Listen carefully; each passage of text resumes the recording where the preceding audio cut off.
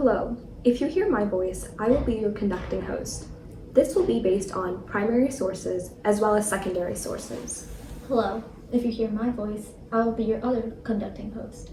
This will be based on primary sources as well as secondary sources. Hello. If you hear my voice, I will be representing an expert in the field on the history of the Chickamauga and Chattanooga National Military Park. This will be based on a mixture of primary and secondary sources. Hello, if you hear my voice, I'll be representing a military park employee. This will be based on secondary sources. I will also be representing a Cherokee, which is based on primary sources. Hi, and welcome to History in Our Backyard, the Names of Places in Georgia podcast. Today, from Innovation Academy team, you'll be hearing from speakers Arushi, Shrishti, Anay, and myself, Shripada. Other members of our team include Shail, Riku, Sid, and Lakshita. This podcast is produced by Leadership Johns Creek and Student Leadership North, and funded in part by the Library of Congress Teaching with Primary Sources Eastern Region program, coordinated by Waynesburg University and a Mercer University Office of the Provost Humanities Seed Grant. Thank you for your support. We will explore the layers of history hidden in America's most significant places by utilizing storytelling roles. Today, we're taking you to the Chickamauga and Chattanooga National Military Park, a site known for its fierce Civil War battles. But before we dive into the stories of soldiers and strategies of the war, let's step back in time. Before war touched this land, I believe it was home to the Cherokee people. That's right. Chickamauga's name itself is rooted in Cherokee culture. I have heard that some translate it to mean River of Death, which honestly is a hauntingly appropriate name after the battles that took place here.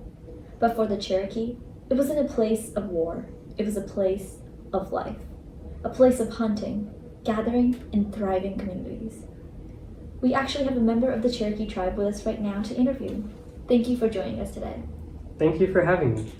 Our ancestors lived in harmony with this land for generations. The forest provided game, the rivers provided fish, and the earth gave us everything we needed. Chickamauga wasn't just a place, it was a part of who we were. It was a part of our culture and identity. Well, as a knowledgeable expert in this field, that connection to the land was broken in the 1830s with the Indian Removal Act. Thousands of Cherokee were forced to leave their homes in what became known as the Trail of Tears. As they marched westward, they left behind their towns, their traditions, and their sacred places, many of them right here in Chickamauga. Wow. Their journey must have been filled with unimaginable hardship, and yet the memory of their presence shines through. The creeks, hills, and valleys of this park hold echoes of their stories long before it became a battlefield. So, as we explore the Civil War history of this park, let's all make sure not to forget the deeper roots of this land, the Cherokee people who first called it home, and the resilience they showed in the face of unimaginable loss. And on that note, let's take a moment to reflect on the names of the places in and around Chickamauga and Chattanooga. These names, many of them in the Cherokee language, are windows into the lives and culture of people who lived here long before any battles were fought. Looking into the area, it can be noticed that one of the most well-known names is Chickamauga. As we mentioned earlier, it is often translated as River of Death, but in the Cherokee language, it also means a dwelling place by the water. Seems like for the Cherokee, this wasn't a foreboding name. It was a reflection of their connection to the land and life-giving rivers that sustained them. Chattanooga, another name with deep roots, comes from the Muskogee Creek word Chattanooga, meaning rock rising to a point, likely referring to Lookout Mountain. These names didn't just describe the landscape, they carried spiritual meaning and tied our people to the land. Every hill, every stream, and every ridge has a story. Life must have been so different back then. From what I've read, this region was a hub of Cherokee life. Villages thrived here with families farming corn, beans, and squash, what we now call the Three Sisters. The Cherokee were known for their advanced systems of governance, trade, and diplomacy. They had a written language thanks to Sequoia syllabary and even adopted aspects of European-style governance, creating a constitution in 1827. Life here was vibrant and deeply rooted in tradition. But everything changed with the Indian Removal Act of 1830, right? The Cherokee and other native nations were forcibly removed from their homelands. For the Cherokee, this culminated in the Trail of Tears. Imagine being forced to leave your land, of your ancestors that had lived on for centuries. The Trail of Tears wasn't just a march, it was a journey of suffering. Thousands died from disease, starvation, and exposure as they were driven westward to what is now Oklahoma. Places like the Chickamauga National Park, once were central to Cherokee life, became ghostly reminders of what they had lost. And yet, even in this tragedy, we can see the resilience of the Cherokee people. They rebuilt their lives, carried their traditions westward, and maintained their cultural identity despite the immense hardship. Yes, and when we walk through the Chickamauga and Chattanooga National Military Park, we're stepping on land that was sacred long before it became a battlefield. Having visited it myself, I can attest to the fact that the presence of the different origins and stories tied to the Cherokee people is quite evident throughout the sites of Lookout Mountain, Missionary Ridge, and Chickamauga Creek. For us, these names are not just places, they're echoes of a world that once was. They remind us of our strength, our survival, and our enduring connection to this land. Beautifully said. Thank you for sharing. And in this regard, as we continue exploring the layers of history in this park, let's honor those who came before. The Cherokee people who gave these places their names, their stories, and their spirit. Their presence remains woven into this land even as history moved forward. But history is complex, and this land has witnessed more than one defining struggle. Speaking of history, let's turn our attention to another defining chapter of this park, the battles themselves. The significance of Chickamauga and Chattanooga isn't just in the landscape, but in the conflicts that shaped the course of the Civil War. Exactly. We actually have one of the military park employees here with us today. Let's hear what he has to say. Alright, let's get to it. So the Battle of Chickamauga was fought in September 1863, and the reason why it bears so much significance is because it marked a major Confederate victory during the Civil War. In fact, it temporarily halted the Union's efforts to push deeper into the South. It did? I did read, though, that while it was a major Confederate victory, it also resulted in some mass casualties. Could you tell us more about that? Yeah, so there were about 34,000 casualties total, which made it one of the Civil War's bloodiest battles. The casualties on each side were around the same numbers, relatively speaking. Fascinating. I guess that really goes to show the amount of sacrifice that was dispensed into this battle. But what I'm wondering is, what does the Battle of Chattanooga have to do with all this? Yeah, and going off of that, what was the time span between the two battles? Yeah, those are some great questions. The Battle of Chattanooga came roughly 2 months after the Battle of Chickamauga. However, this battle was a little different. You see, this time the Union forces actually secured a victory by gaining control of Chattanooga. And what made Chattanooga so significant given the Union's victory there? Well, Chattanooga was a vital rail and supply station that opened their advance into Georgia and the rest of the Deep South. And that's what allowed this reverse in momentum between the Union and Confederate forces. That makes so much sense. Exactly. Well, just out of curiosity, were there any influential people in these conflicts? Oh yeah. General Braxton Bragg, for example, was the general who led the Confederate Army during the Battle of Chickamauga, although his decisions have remained highly controversial.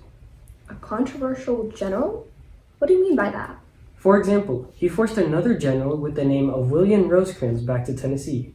And when I first learned about this, I was a little confused on why it was controversial. However, this act did cause massive casualties in the Confederate Army. Oh my god, and what about the Union Army?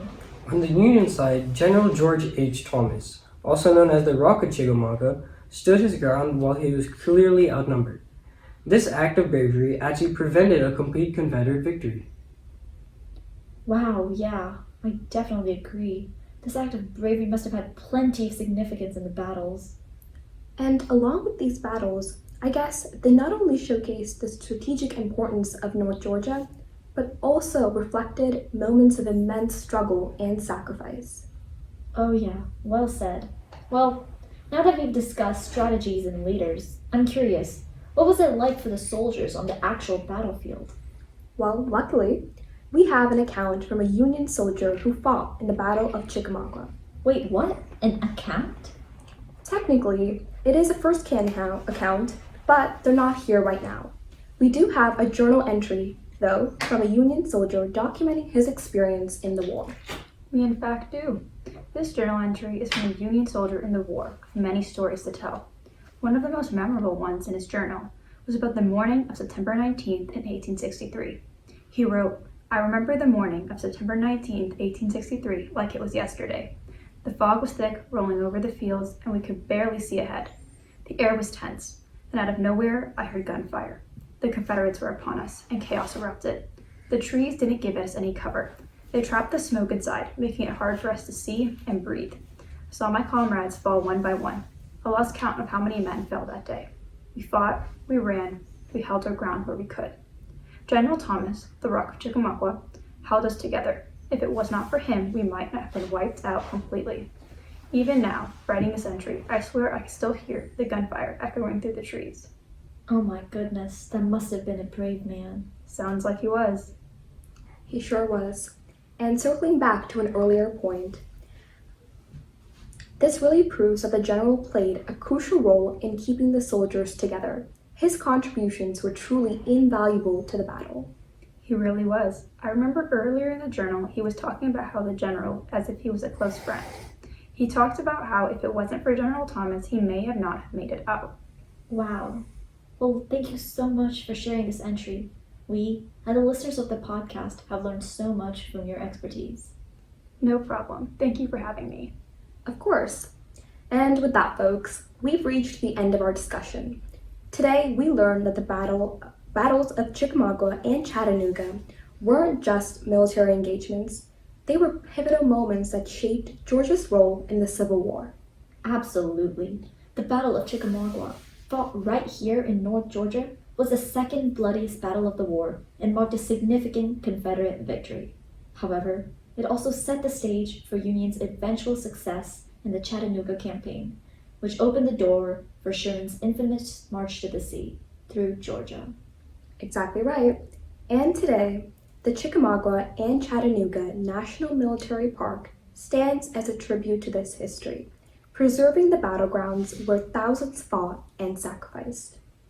It serves as an important educational site, reminding us of Georgia's deep connections to the Civil War and the impact these battles had on shaping the state's future and our country's. Well, we hope you enjoyed today's discussion and gained a deeper appreciation for Georgia's historical significance. Thanks for tuning in to History in Our Backyard, the Names of Places in Georgia podcast. If you'd like more information about Student Leadership North, please visit our website at www.studentleadershipnorth.com. If you're interested in the Library of Congress Teaching with Primary Sources program, visit their website at www.loc.gov/programs/teachers/about this program. If you would like more information about Mercer University, please check out their website at www.mercer.edu. Thank you.